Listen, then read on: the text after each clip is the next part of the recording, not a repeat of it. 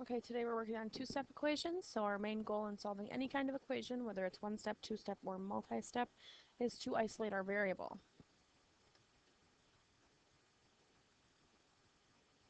Isolate, of course, means to get it alone. So even if we have just a term that has a variable in it, we want to get that term alone first. So like in this first example, we have this x over 2. That's the term we want to isolate or keep by itself.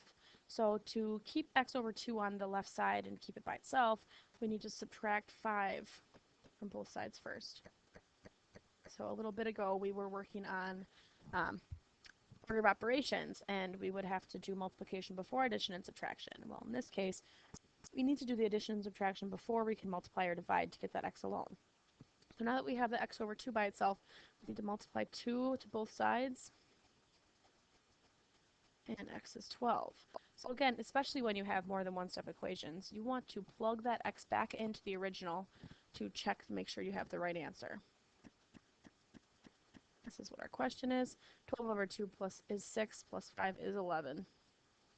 So you do want to check that every time. Okay, so I'm just going to put the solutions down here. Subtract 9 from both sides. And we have 5x equals 15 and x equals 3. Divide both sides by 5.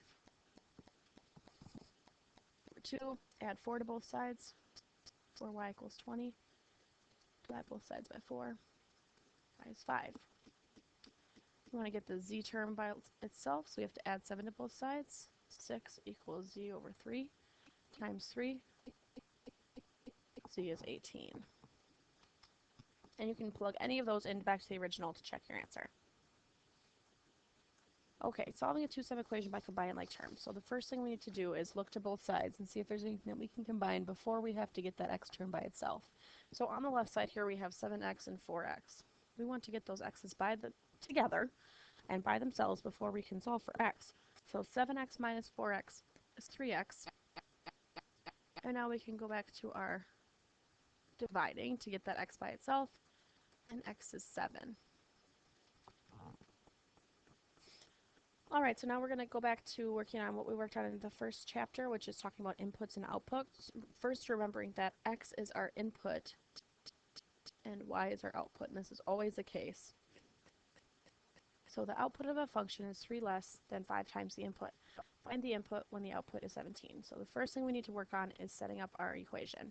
The output, which is y, is 3 less than 5 times the input. Remember, when less is used, that means that it comes after whatever is after it in the sentence. So 5 times the input, 3 less than that, that's getting subtracted later.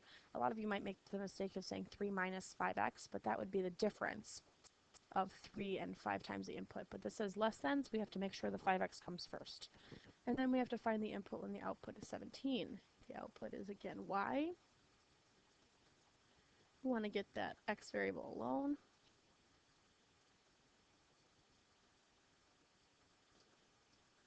Divide both sides by 5, and x is 4.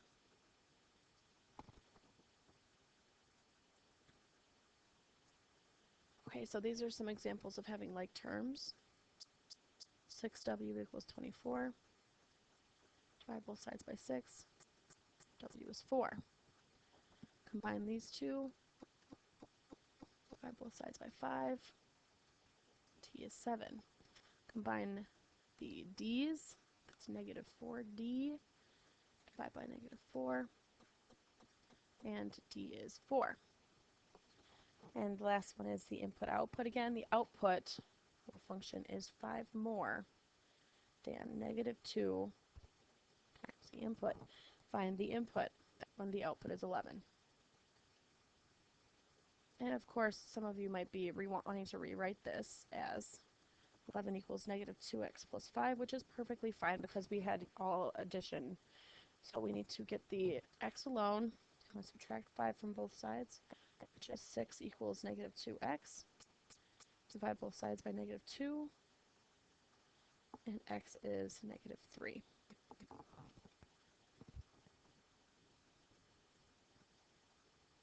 Okay, solve a multi-step problem. As the scuba diver descends into deeper water, the pressure of the water on the diver steadily increases. The pressure at the surface is 2,117 pounds per square foot. The pressure increases at a rate of 64 pounds per square foot for each foot the diver descends. Find the depth at which a diver experiences a pressure of 8,517 pounds per square foot. So we're going to have to set this equation up with just verbal at first. So we know that the pressure at any given depth is equal to our original pressure, which is the pressure at the surface, plus, and then we have that rate of change of the pressure times however many feet we go under. That's the diver's depth. Now we can plug in everything that we know and solve for the unknown. The unknown is the diver's depth. That's what we're trying to find. So our equation is pressure is 8,517. Pressure at the surface is 2,117. The rate of change is 64 pounds per the depth. So to isolate our D, we need to subtract the 2,117 first.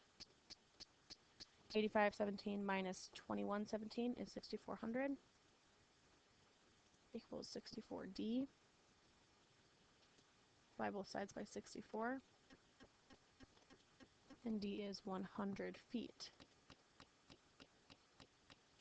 You can always plug that D back into the original to make sure that you have the right answer. And that was two-step equations.